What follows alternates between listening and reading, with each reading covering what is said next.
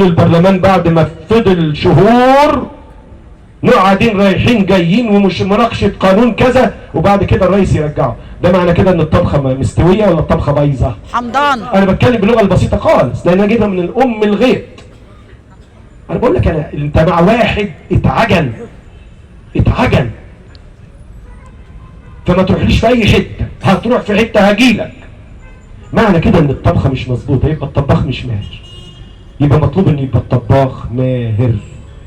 عشان يبقى الطباخ ماهر يبقى نتقي الله في بلدنا بقى ونختار صح.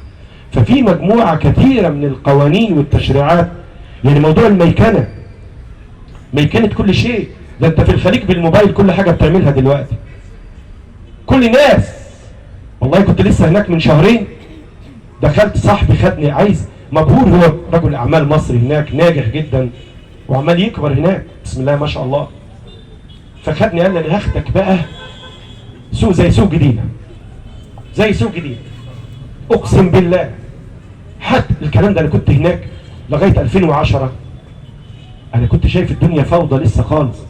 في ال 15 سنه دول الدنيا اتغيرت، اتغيرت راسا على عقب بالميكنه. اروح سوق زي سوق جديده الاقي كل شيء بالموبايل. اشترينا حزمه خضار، حطينا الموبايل على المكنه، ضريبه القيمه المضافه الدوله خدتها في نفس اللحظه، هو خد فلوسه دخلت حسابه. العقود زي ما حضرتك بتشوف بسم الله ما شاء الله، كلنا بنعمل عقود يوميا، عادي بيع عادي ايجار. احنا بسم الله ما شاء الله سمك لبن تمر هندي، كل واحد يعمل العقد اللي هو عايزه ويرص فيه اللي هو عايزه، وتلاقي شروط يعني ابليس نفسه ما يتحملهاش وما تصدرش عن ابليس. يعني لو انت يا اخي ابليس انت فكرت في الله والله ما جت في بال، تلاقي شروط مش ممكن، وشروط تعسفيه ومجحفه. تلاقي طرف قوي والطرف الثاني فرض شروط. تخيل السعوديه العقود بقت موحده، ولن يقبل العقد امام اي جهه في المملكه الا اذا كان العقد اللي موجود على المنظومه. تروح من الرياض لجده للدمام للخبر لاي مكان، تدخل على المنظومه بتأجر شقه، هو العقد اللي موجود على المنظومه. مش تروح كل واحد عامل له عقد وكل واحد حاطط شروط. لا لا لا لا لا لا لا لا لا لا، ده الجسم مهلهل خالص. كل الكلام ده شغلتي، وكل الكلام ده اللي عملته معاهم هناك في الخليج، وكل الكلام ده اللي انا جاي. امال كانوا بيدفعوا لنا الالاف المؤلفه دي هناك ليه؟ وفضلت اشتغل معاهم هنا لغايه لما كلفت بمحافظه الشرقيه. كنت مع وزاره الاقتصاد والتخطيط لغايه شهر فبراير 2015. اتصلت بيهم واعتذرت، قلت لهم لاني توليت محافظه الشرقيه. كنا شغالين وبندي، لا مطلوب ندي لبلدنا ان شاء الله. فربنا يقدرني على المهمه. لا انا مش رايح اتفسح، لو هدور على الراحه ان انا اكمل حياتي بقى مبسوط وسط ولادي. لا احنا عندنا مهمه ان شاء الله تعينونا على اداء هذه المهمه، علشان بلدنا اللي احنا مش بنجب عليها، اللي احنا عايزين نعمل لها حاجه ان شاء الله، وربنا يقدرنا. خدمات الناس زي ما انا قلت. احنا موضوع الخدمات في مدينه المنصوره 30 منطقه، هيبقى عندي 30 مسؤول، 30 عضو مجلس شعبي محلي بتوعي بتاع القانون.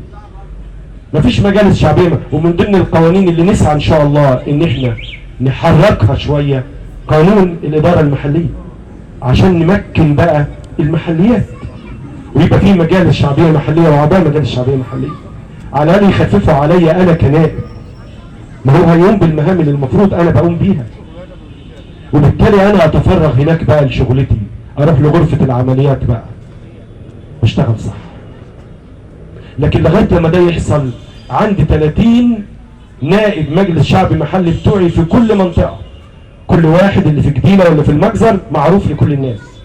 حد عنده مشكله في مستشفى، حد عنده مشكله في كذا، بالتنسيق مع الساده وكلاء الوزاره ومع المحافظه مني لهم مباشره يكون المشكله تتحل. يعني استاذ عبد القادر وكيل الاداره التعليميه عنده بيان بالمسؤولين بتوعي، مسؤول التعليم، مسؤول الصحه، مسؤول الزراعه، مسؤول الري، مسؤول كذا، مسؤول التموين، رجالتي. فبالطريقه دي هنحاول نحل. طب المسؤولين بتوعي ما عرفوش يحلوا مشكله معينه، يصدرها لي بقى.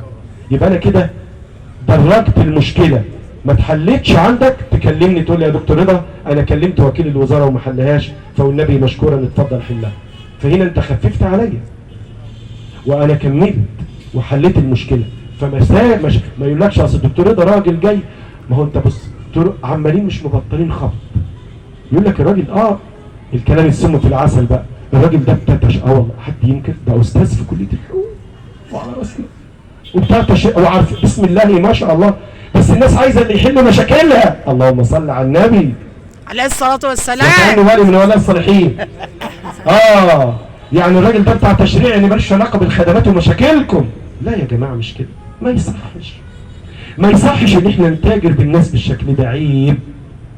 مطلوب نتقي الله في الوطن وفي المواطن. انا بشكركم شكرا جزيلا وبدعي ربنا سبحانه وتعالى انه يعيني على اداء المهمه، وانه يقدرني ان انا احقق طموحات الناس سواء في مدينه المنصوره او في محافظه الدقهليه او في الوطن ككل. واشكركم شكرا جزيلا.